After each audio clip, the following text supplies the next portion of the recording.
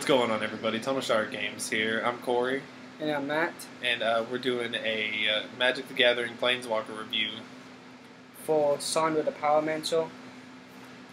So we're doing basically all the 2015 ones, and the first one for the first week gonna be Chandra.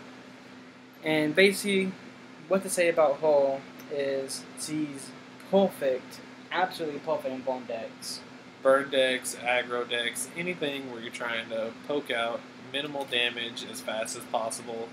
You want to kill your opponent pretty much right after you get her out.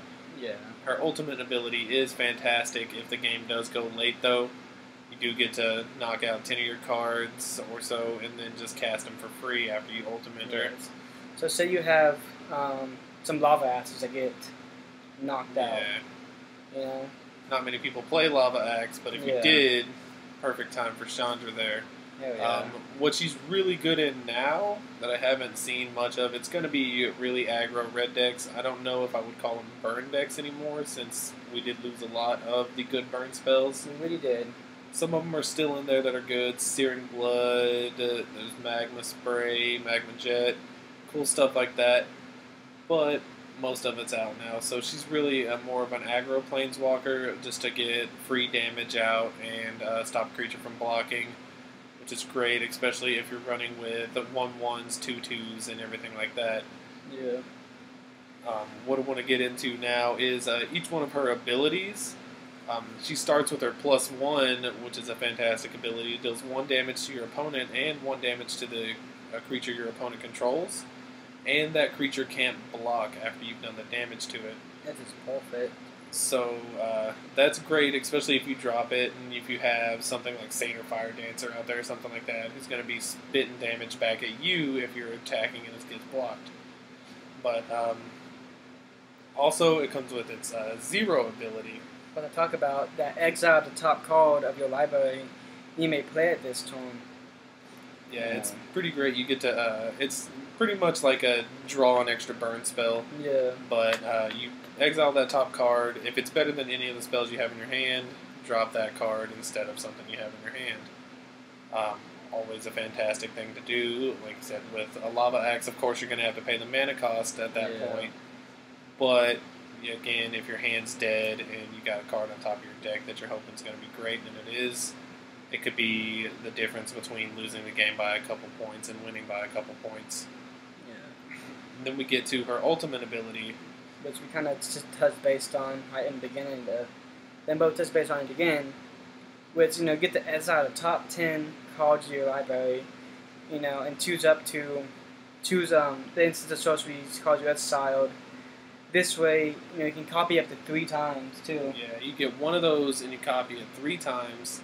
That's pretty much a game winner there. Hell yeah, definitely. If it, I said in the beginning, Lava Axe, but you said no one played those really no more. Yeah, that's 15 damage if you are playing with Lava Axe, but something more appropriate like Lightning Strike. That's 3 damage 3 times in 1 turn.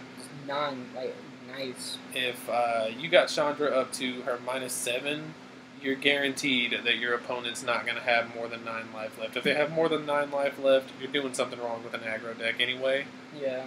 But there are cases that it happens, and that can definitely pull you back into the game. I believe, haven't that happened with you and me? Every time. I think you used to play some white. Playing white decks, gaining a lot of life. And I would use my bone decks on you and just. Yeah, that's definitely the bane of a burn deck's existence. Anything that's gaining you life is going to ruin a burn deck. Pretty much. Some other things that could counter this, I'd say a blue deck could counter it. A counter blue deck, wouldn't it? Yeah, anything, pretty much stopping it from getting on the field is the best way to counter it. Of course, you can attack and kill it, but if you just want to counter it and get it out of the way, fantastic.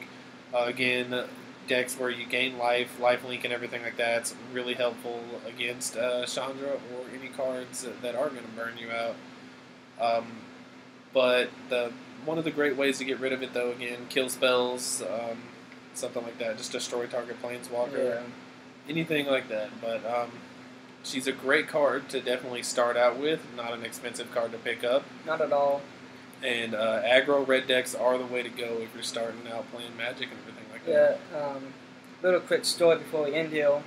One of our friends, when we started playing Magic, we got him to buy a 2014 intro deck. Yeah, one intro deck. And the 2-packs, it comes with 2 packs, right? Yeah, I haven't bought one in so long time. And one of the cards you got was Chandra the First Planeswalker he ever opened. First time he started playing Magic, he gets a Planeswalker, Chandra Pyromaster. So we built him a burn deck that day. He starts playing burn decks, goes to Friday Night Magic. I think he pulled out a 3-1 in the F&M, which is fantastic for him there, especially since we go to the F&Ms and we get trashed. He goes, plays a burn deck, pretty much wins the thing. Yep. That's how it goes for us. We'll see you guys next week for another Planeswalker reviews. See you guys later. All right, have a good one.